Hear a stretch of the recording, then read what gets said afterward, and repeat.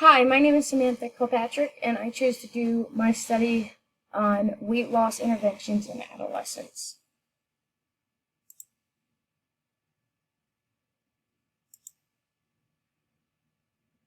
The study research question purpose.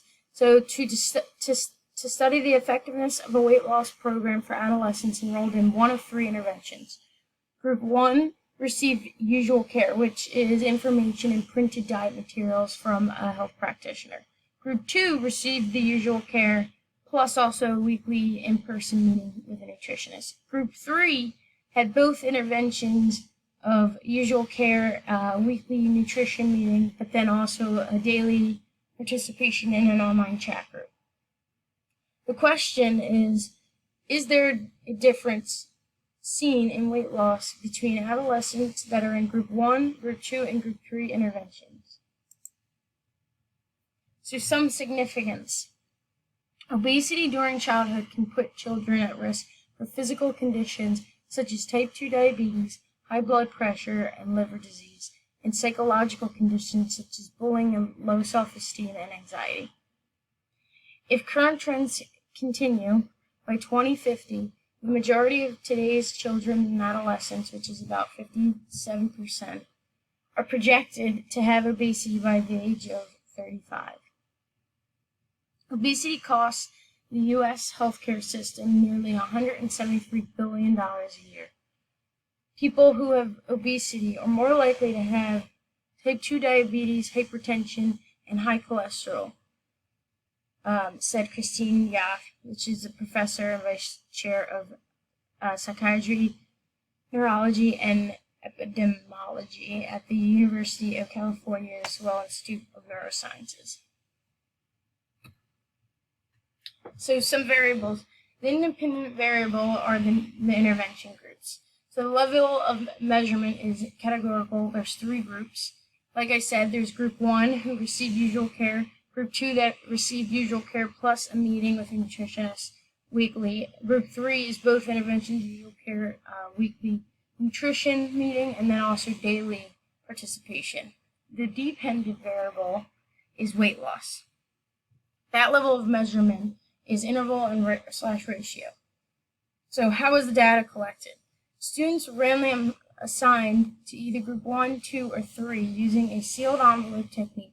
The baseline weights were taken, and then the amount of weight loss was calculated with weight taken at 8 weeks point.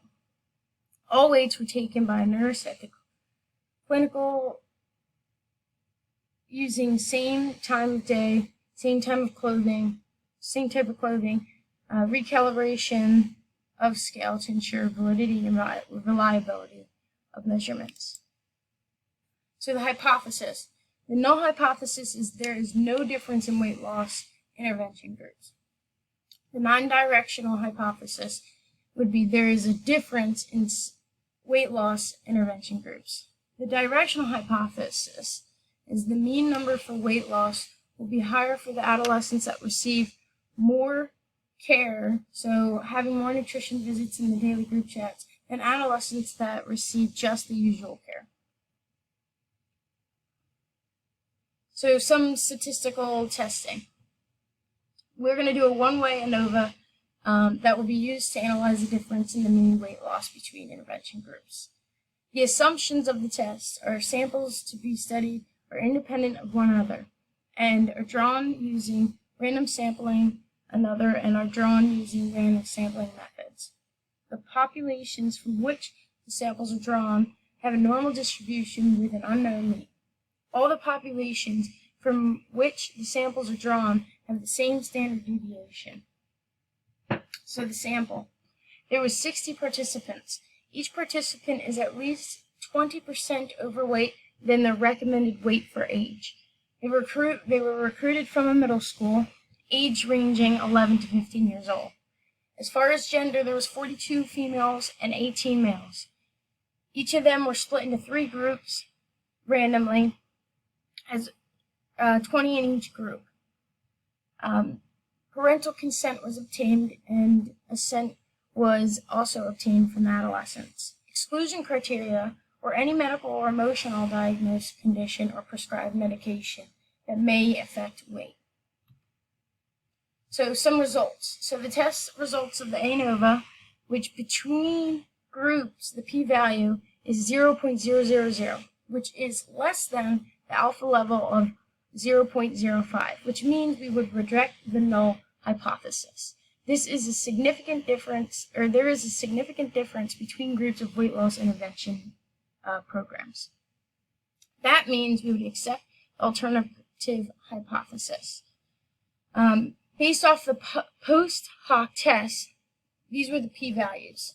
So group 1 compared to group 2, which again was the usual care versus usual care plus nutrition, their p-value was 0.000, which again is less than the alpha, so we would reject the null hypothesis. There is a difference, there is a significant difference there. Also with group 1 compared to group 3, so usual care compared to usual care plus nutrition plus also daily online chats, also has a p-value of 0.000, which is also less than the alpha number of 0.05, which means once again we would reject the null hypothesis and there is a significant difference between groups. Also to note, between group 2 and group 3, so really the biggest difference between group 2 and group 3 is group 3 also had daily online chats, whereas group 2 did not. There is the p-value for them two groups would be 0.321, which means it is greater than the alpha level of 0.05, which we would accept the null hypothesis there. So there is no difference between group 1 and group 2 and group 3. The F value was 119.656. Also looking at some of the data, there is a 95% confidence interval. As you can see, the lower bound is negative as well as the upper bound is.